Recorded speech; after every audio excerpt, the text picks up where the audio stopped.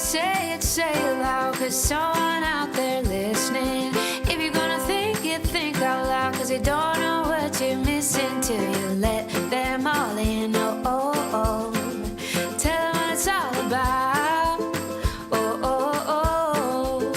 You're listening to the Divorce Registry podcast, talking about real people, real issues, and real solutions. I'm Jonathan Fogel, a family law attorney. And I'm Amanda Johnson, a family law paralegal. This is the Divorce Registry podcast, where we provide informative, entertaining, and invaluable insights into all aspects of family law. You can reach us at thedivorceregistry@gmail.com, and be sure to follow us on Facebook. Amanda and I are partners at work and in life. We are both divorced, and we have 5 kids between the two of us. Some call it chaos. We just call it family. We call it chaos too. Yeah, you're right. The signs say you'll be coming up roses soon. It all comes back to you. It all comes back to you. Hey, Amanda, how's it going? Good, how are you doing? I am good, and I have voted. Have you voted? I voted about a few weeks ago. Me too. I sent in my absentee ballot probably 3 or 4 weeks ago, and my son, who's 19, it's his first election to vote in, so I brought him an absentee ballot down to college where he's going to school, and so he filled that out, and we mailed that in, and he was very excited to be part of this process. Yeah, it's very exciting. And the only suggestion I would make is for those who send in their absentee ballot, that they send you a sticker back. You want a sticker that I'm says I voted? missing my sticker. I know. Like, no one knows I voted. That should be a thing they do. Well, maybe, I don't know, can you go to a polling booth and just ask them for a sticker? But I wanted to avoid the polling booth. That's I see. So we'll have to think about what to All do. right. Well, if you want, I can draw a little circle and write "I voted," and you can pin Okay. that to your jacket. That sounds like a good, really good plan. All right. That sounds like a plan.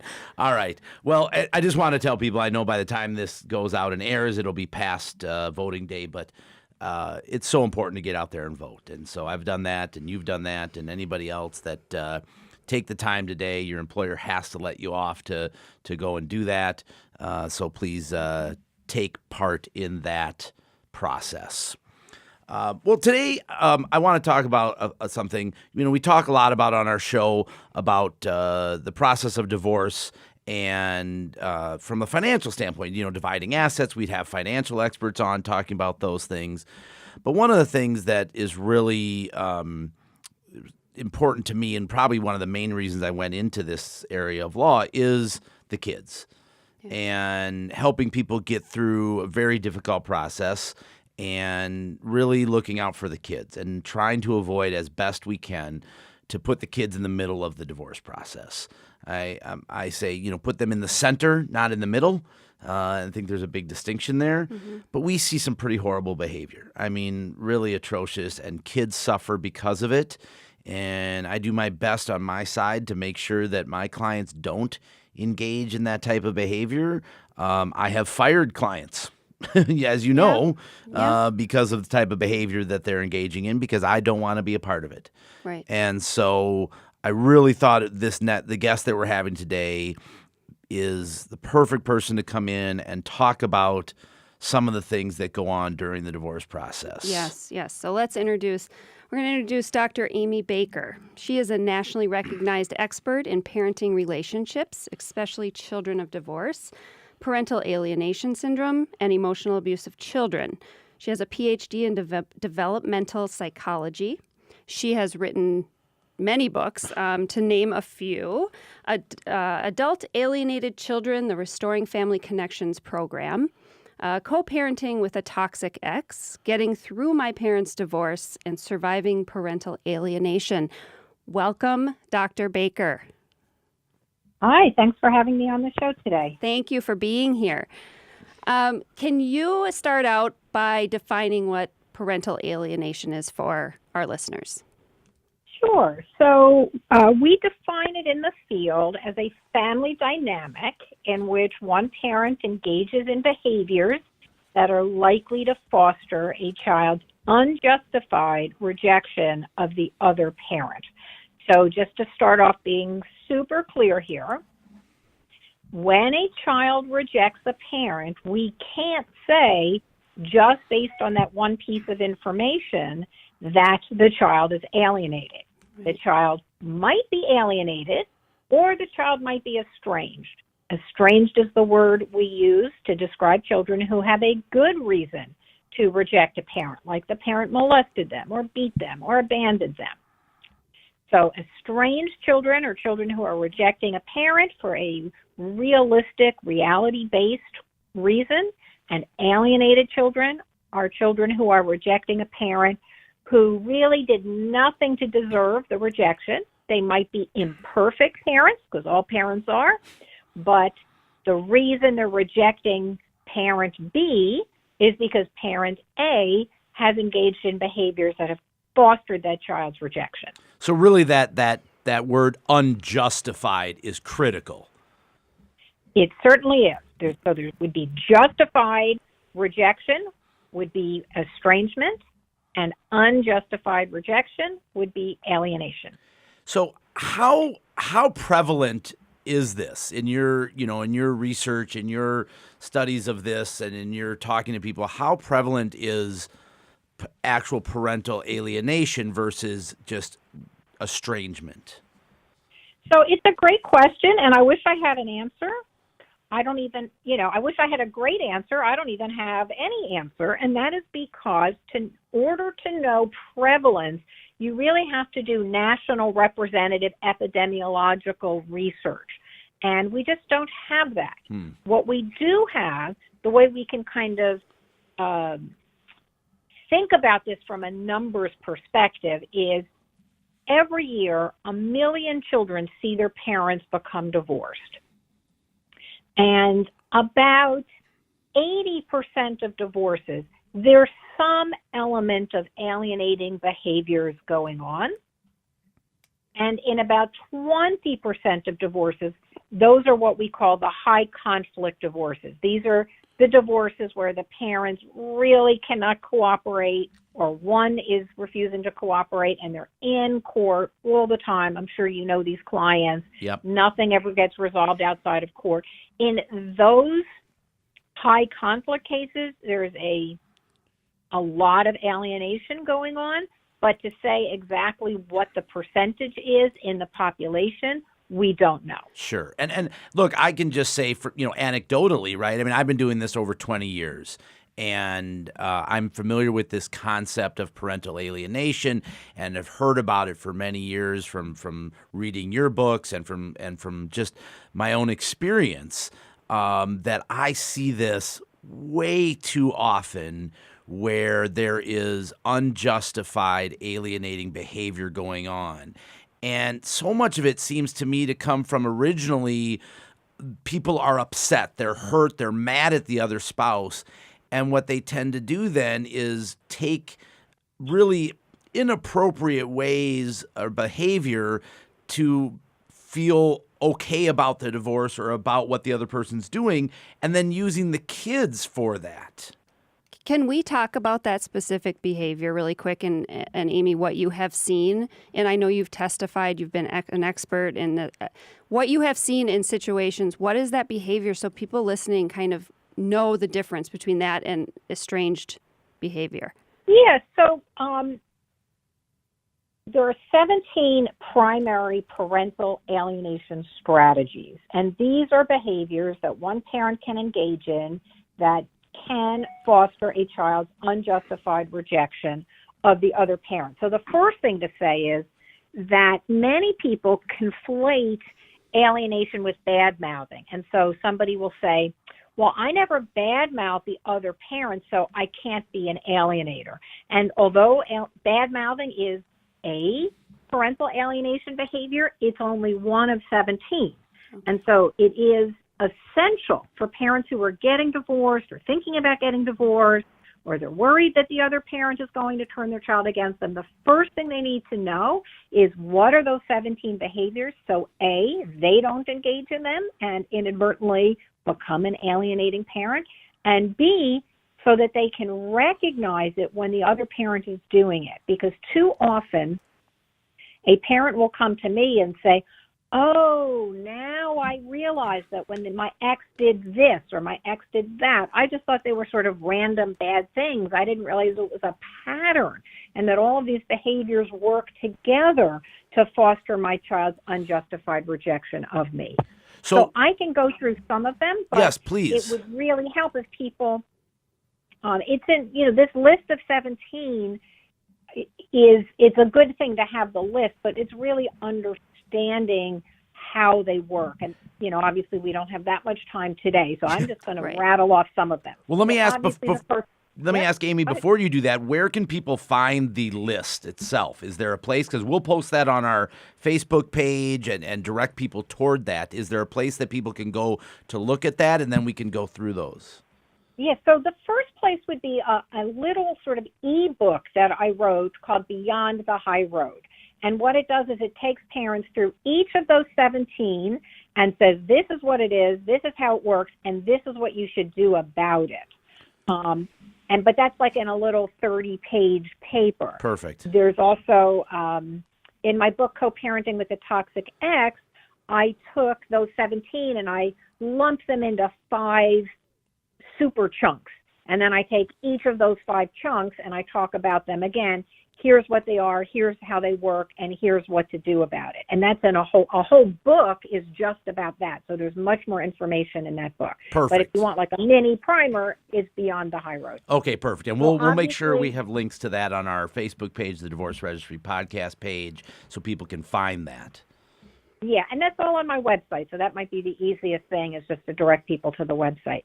But obviously, denigrating the other parent is the first one. It's conveying to the child that the other parent is stupid, dangerous, unsafe, unloving, unavailable, convincing the child that the other parent doesn't really love them. So that's the first one. The second one is interfering in the parent's time with the child, so making it difficult for the child to actually spend time with that other parent. And Amy, let me stop you on that one, because I think that one, people think that, and maybe you tell me if I'm right on this, is that people do that in a way that is sometimes very subtle, right? It's showing up just a little late or not having the child ready on time. It's not always just not showing up at all. Am I right? Absolutely. So I was just sort of whipping through the 17. When I testify in court, I spend about an hour just talking about these 17 behaviors and how they work to corrupt the attachment between the child and the targeted parent. Right, because I have clients say to me, it's like, well, I never, interfere. I've never stopped the other person from seeing the child. But it's not just that. There's macro interference as well. Yeah, so for each of these 17 behaviors, there's many examples or versions of that. Sure. So limiting contact doesn't have to be moving the child to Brazil and never returning them. That's sort of the extreme. A much less extreme is, sorry, Johnny can't come today. He has soccer practice. And it's like, well, why did you schedule the soccer practice on the other parent's time? Or like you said, showing up on the other parent's parenting time, or coming late to return the kids, or coming early to pick them up. Anything that shows the child that one parent has more power than the other, the power to come late, the power to come early, the power to supersede, the power to gatekeep, that not only reduces the amount of time the parent and child have together, but it also shows the child who the reigning parent is, who the parent is that the child has to listen to above all else. Sure. Sorry, I didn't mean to stop your list there. I just wanted to jump in as these things come to my mind, because like I said, I see these behaviors all the time. And so tell us a few more of them, and then we can come back. Okay, so another is interfering in communication between the child and the other parent during separations, not sharing the cell phone number, blocking emails, making it hard for the child to feel comfortable talking on the phone to the other parent. The next one is not allowing the child to have photographs, or making it difficult, or making the child feel guilty or uncomfortable having photographs of the other parent. And, when I do my trainings, and even when I'm doing this for judges, this is such an interesting one, because many people think like, Well, that's so little. Who cares about if the kid has a picture of the other parent? So what I do when I'm training, and let's say there's 200 people in the audience, professionals, I'll say, raise your hand if you have a picture on your cell phone of your loved one. Everybody raises their hand. Right. And then I say, raise your hand if you looked at that picture today. Did you open your phone book, your photo roll on your phone and look at a picture of a loved one? 90% of the people raise their hand. And then I'll say, for humor, well, did you forget what your children look like or your husband looks like? Right? No, Right. That's not why we look at pictures of people we love. So then I will say to the audience, call out what you feel when you look at a picture of your loved one. And people will say warm, Right. close, connected, loved, loving, secure, safe. Sure. So it's like, if this is how adults feel when they look at pictures of people they love, it helps them understand that children need that even more. Yeah, I think that's so important. I know, look, I'm divorced and Amanda's divorced too, and my kids in their room at my house have pictures of their mom. They have pictures of me and their mom together in things that I remember were great vacations we took as when the kids were little. And my daughter was like, "Do you care if I put these up?" And I said, "Sarah, absolutely you should put these pictures up in your room. This is, I support that, and I think that's so important that they have those pictures up of their mom in my house." Mm-hmm. Well, good for you. A lot of people have a hard time with it, and they think, we're divorced. Why should there be, I'm not saying you want like a family portrait over the mantelpiece. No, I have to admit we don't have that. All right, so I will Right. say that maybe I shouldn't pat myself on the back too much, but that would be awkward. Right. But the point is that the children should feel free to have pictures and look at pictures of the other parent without worrying that, the parent that they're with is going to be angry or hurt or disappointed. So it's not so much the action, like where the pictures are, but it's how does one parent convey to the child how they feel about the child having pictures of the other parent. So you can see there's some complexity here. Oh, yeah. Some of these are kind of counterintuitive. You would say like, well, how could that be an alienating behavior to do blah, blah, blah? So I do have to explain when I'm in court, each of these 17, how they work, how they incite conflict between the child and the targeted parent, how they create emotional cohesion between the child and the parent engaging in these behaviors. And the 17 of them work together to create distance and conflict between the child and the targeted parent, so that at the end of the day, the kid thinks to himself, Mom is right, Dad's a meanie, he's a bully, he doesn't really love me. Or Dad is right, Mom is crazy, she's imbalanced, she's unstable, she's not safe, she never really cared about me. And once a kid thinks and feels that, then they are willing to forego the relationship. Yeah. That's when the kid owns it and says, Mom, Dad has nothing to do with this. I want to live with Dad full time. Yeah. I don't want to be with you anymore, or vice versa. Amy, have you seen in your work any turnarounds? Is there a positive that you've seen happen where you did see this happening and it was caught and they got the right help and it turned around? Absolutely. Oh, So there's different kinds of interventions depending on how severe the alienation is. So my favorite scenario is when a client calls me. So I do telephone coaching. So that's what I mean when I say client. So when a client calls me and they describe their situation and they're really just at the beginning, they still have the kid for all the time they're supposed to have the kid.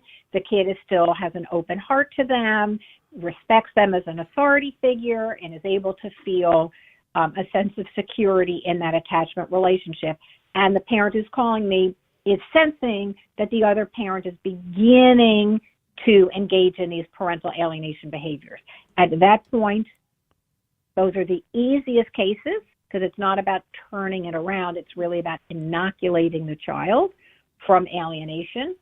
And there's a lot of strategies that I have and a lot of resources for parents who are at that stage.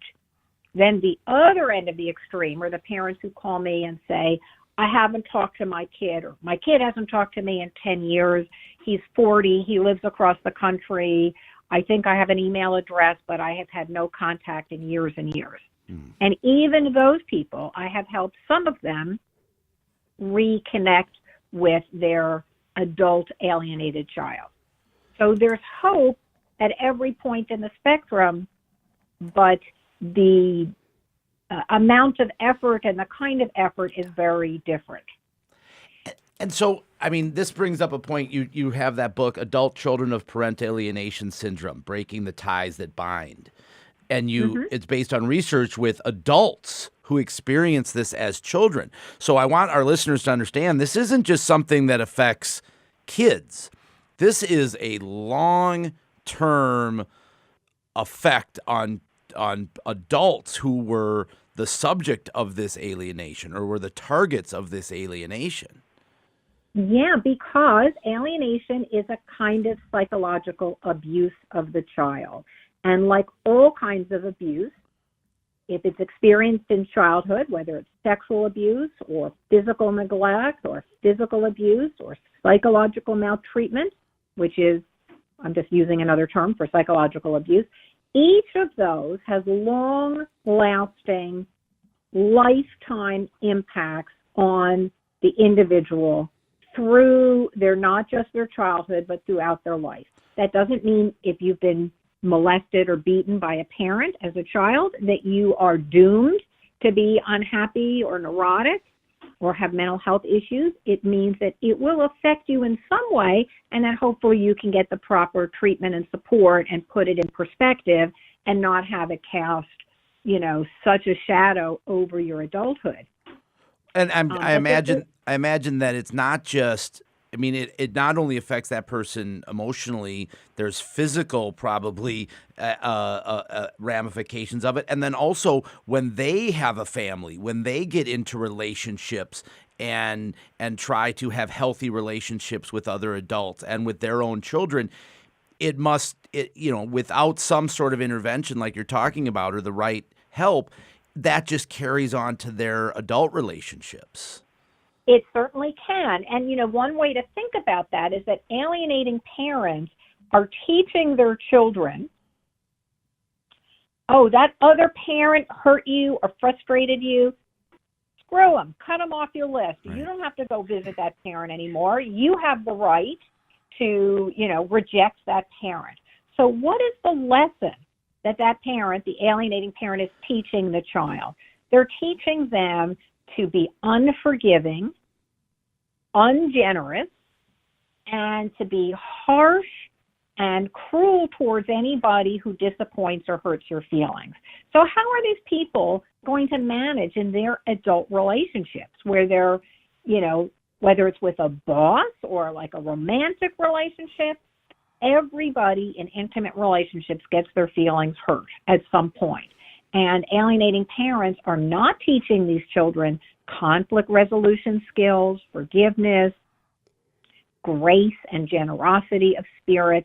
They're teaching them to harshly and coldly cut people off when they hurt or disappoint you.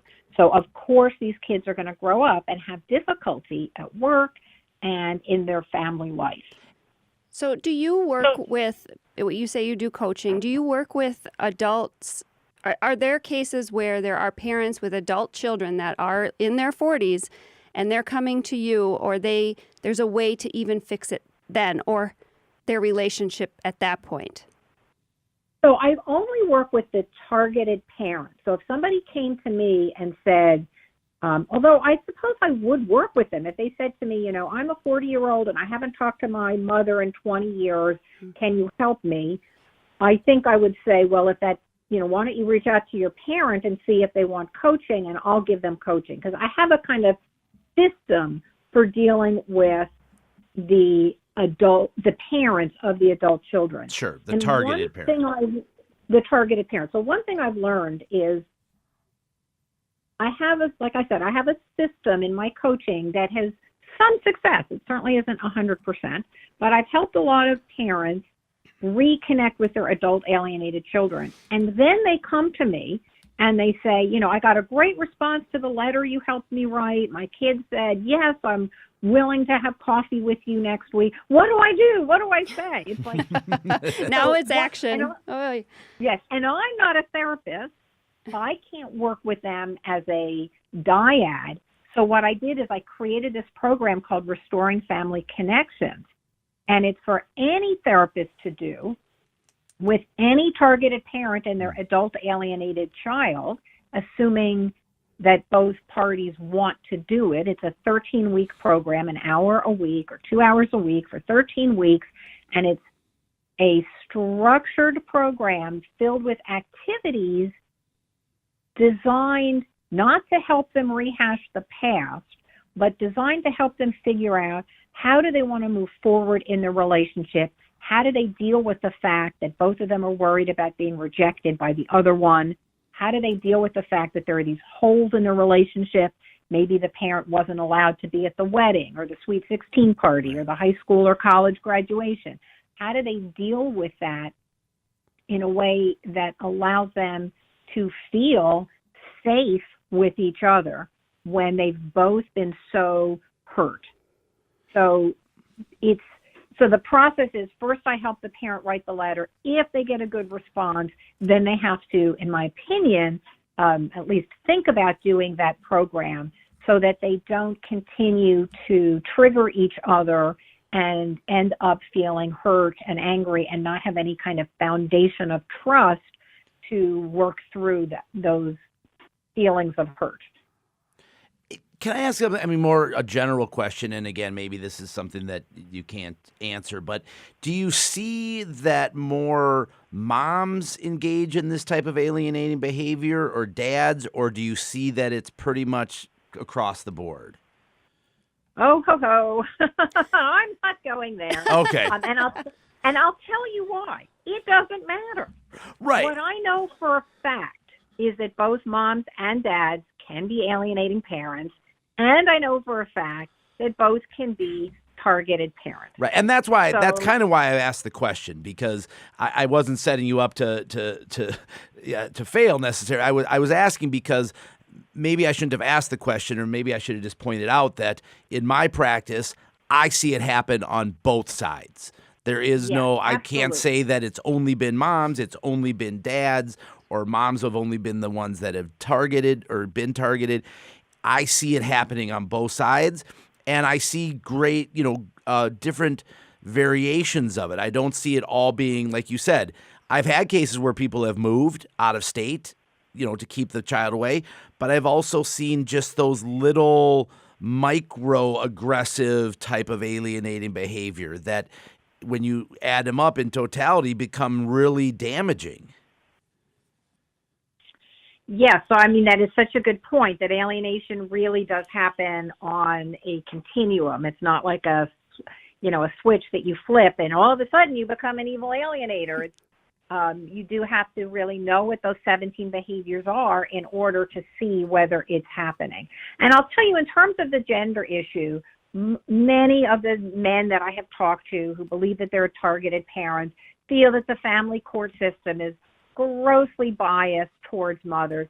And then when I talk to mothers who believe that they're targeted parents, they often feel that the system is unfair to them. Right. And what I actually believe, and I know that there probably are some judges who have a bias for or against one gender, in my experience, the bias is just against the targeted parent, whatever gender they are.